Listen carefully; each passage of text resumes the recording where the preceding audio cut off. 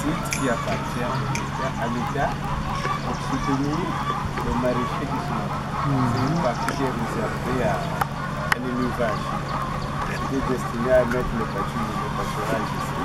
Donc c'est en tout cas dans le compte pour ceux qui font l'élevage. Donc c'est tout ici, de la rive pour l'agriculture. Donc nous pour venir ici en fait, l'UGA a eu un projet de l'élevage. Il a eu un projet, entre autres, il fallait faire l'élevage. Hein, le projet c'est ce qu'il y a. En fait, oui, c'est exact, c'est vrai. Installer dans tous les sites, ça va augmenter les coûts de production, c'est vrai. Mais sauf que dans cette zone-là, là où nous sommes, le fumier déjà que nous fournissons, rien que ici, ça ne va pas suffire. Ça ne suffit pas. Il y a une demande, qui est importante. C'est-à-dire que ce qui est là-bas, c'est ce qu'on a sorti hier. Oui, là-bas c'est le fumier. Dès qu'on va annoncer qu'il y a le fumier, demain ils arrivent ici, là ou après-demain, tout est parti. Voilà, il faut que tout est parti. Donc là, ils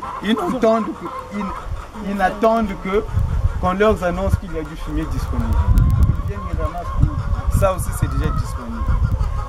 Au fond on se dit non, nous on ne peut pas continuer à vendre comme ça.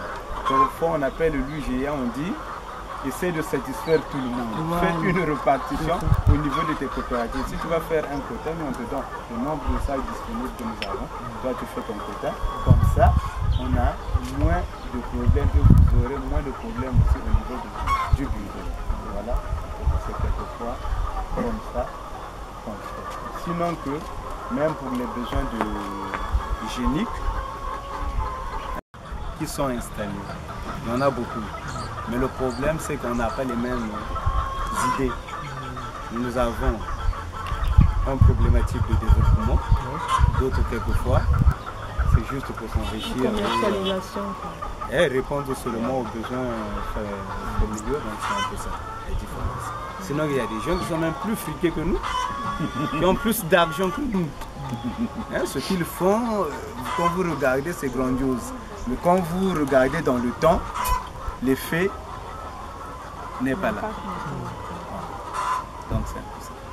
Donc vous, votre vision long terme, c'est vraiment de prester des services à d'autres producteurs.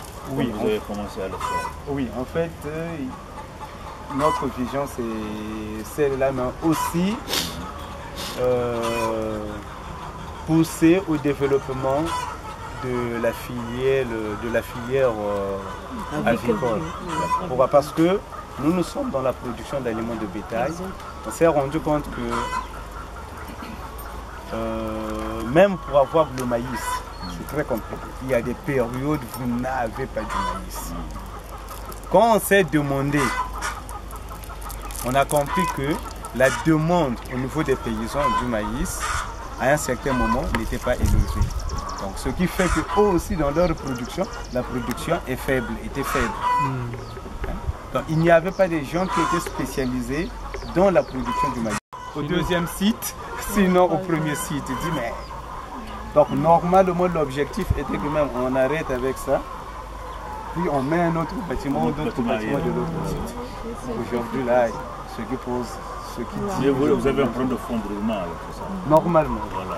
Et vous n'avez pas accès à du financement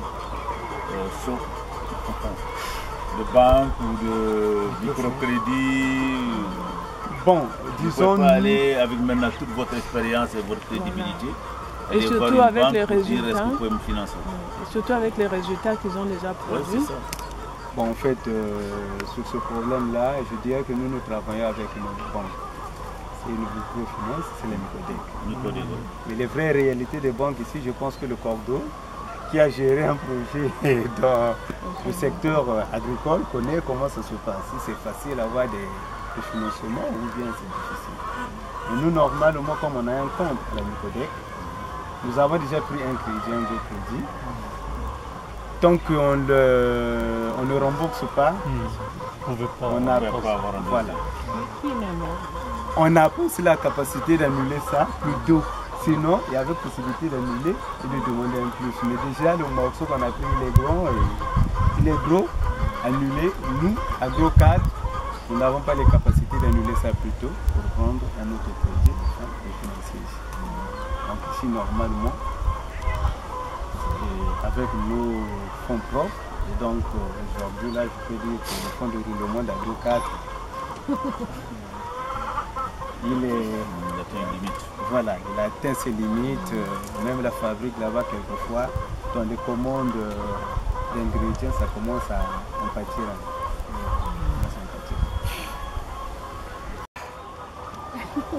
Question difficile, c'est la question à $1 million. Elle n'est pas difficile. Ah ouais, si vraiment... Si vous trouvez la réponse, vous avez tout de suite $1 million. Voilà, mettez sur la table. En tout cas, ouais, c'est le contrat, $1 million. Moi, je peux prendre. Théorique, on a signé. Bon, voilà. Donc, en fait, Agro4 Production, si elle se retrouve là, c'est parce qu'on a reçu un coup de pouce du PDARP. Hein? En fait, ça semble être petit, mais nous, comme on a dit, nous avons une vision de développement. Donc, on avait ciblé qu'est-ce qu'il fallait demander au PDARP pour booster notre production ou bien notre élevage. Donc quand on a regardé, c'était dit, nous on doit demander un broyeur mélangeur. Quand on avait demandé ce broyeur mélangeur là, quand il était arrivé, on avait multiplié par 10 notre production. Vous voyez déjà, c'est-à-dire quand la machine est arrivée, si on était normalement autour de 8 tonnes par mois, nous sommes arrivés à 80 tonnes le mois quand on forçait un peu. Vous voyez? Quand on forçait un peu. Et du coup, par après, on a encore acheté une autre machine qui est venue stabiliser cette production. Maintenant, on attendait les demandes. Quand le nouveau village est arrivé, il nous a apporté une demande de 19 tonnes la semaine. Vous comprenez? Rien que leur demande, on était, nous notre demande normale avec les petits éleveurs, on était autour de 70, 79, 80 tonnes le mois. Mais eux, quand ils viennent, nous sommes à 150 tonnes le mois. Donc il fallait maintenant réfléchir comment faire pour satisfaire leurs demandes. C'était un gros morceau. Les nouveaux villages, quand ça a commencé, ils ont signé avec la Côte d'Ivoire. Et le développement de l'agriculture, donc PEDAC, au lieu de PEDAC. Donc c'est un nouveau projet, d'un nouveau type de projet qui aura des relations un peu plus avancées avec les producteurs, avec les petites et moyennes entreprises, avec les fournisseurs de services, avec les commerçants, avec les agrégateurs, avec tous ceux qui peuvent contribuer à faire en sorte que les producteurs que vous êtes. Et puis ils viennent, évidemment, et puis les intermédiaires, il y avait pas de petits problèmes. Donc ils livrent directement à des consommateurs au niveau du marché. Donc depuis qu'on nous a financé, ils doivent être au 10e ou 15e marché. Tous les 15 jours, on se met du poisson au niveau des consommateurs. Peut-être que madame nous dira ça de manière encore plus élaborée.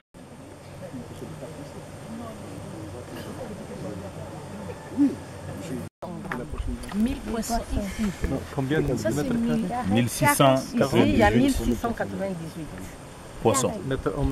Non, le mètre carré, c'est 490 mètres carrés.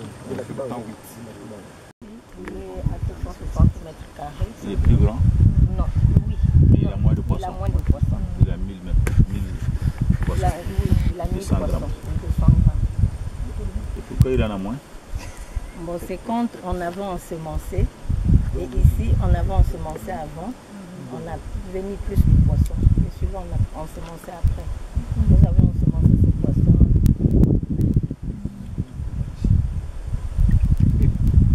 Et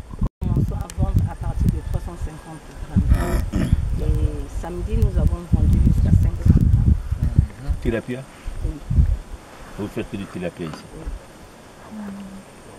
Oui. Et là-bas aussi, on a des jeunes alevins. Il y a 1000. Tu avais besoin de photos, prends ça toi-même. Hein. Je t'ai envoyé déjà des photos. Là, évidemment, ici. Là. Dans mon rapport, tu sais pas, bon, un de mes rapports, je t'avais envoyé.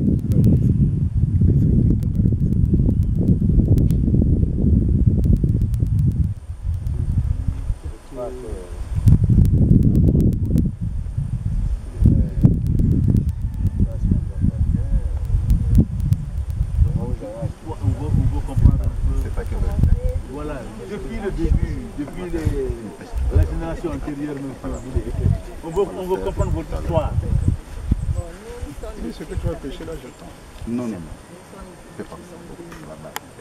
Non. Ouais. On a évolué, on a eu un deuxième diplôme. Quand nous avons travaillé pendant 2 ans, on a pu avoir un premier crédit. Avec Le premier crédit que nous avons obtenu de... Nicolet? Non. Non, non, non. C'est une microfinance? Arranger à avoir un petit pick-up, un 4x4, pour nous permettre, parce que dans le temps, on venait en transport. Il arrivait même le moment où on dormait à Ida, à la Belle Étoile. On prenait des transports en commun. Et on a pu avoir un 4x4 qui nous servait de moyen de déplacement. On a commencé à faire des étangs et nous avons travaillé de 2000 jusqu'en 2015 et le PDAP nous a donné un apport aussi de 10 millions et qui nous a permis d'agrandir. Vous êtes parti de combien de mètres carrés avant le PDAP à combien après l'apport du PDAP? On avait 8 étangs avant le PDAP. Et quand le PDAP nous a aidés, et nous avons agrandi notre site. Aujourd'hui, nous avons 13 étangs. Et là même, nous sommes en train de nous battre à rajouter encore 3 étangs. On fait circuler. D'accord.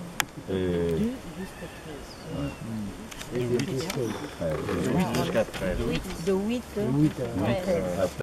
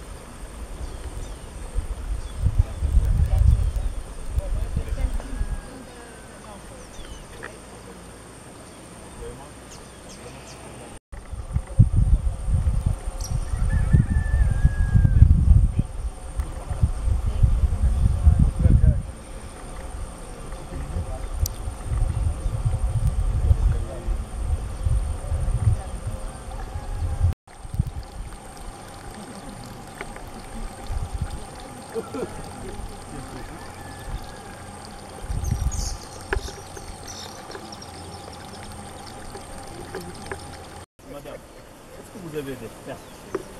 Il y a des mortalités? De temps en temps, on a des mortalités. Si c'est les à peu près à combien? Quel pourcentage? 5%. 5% de montant. De pertes. C'est vieux.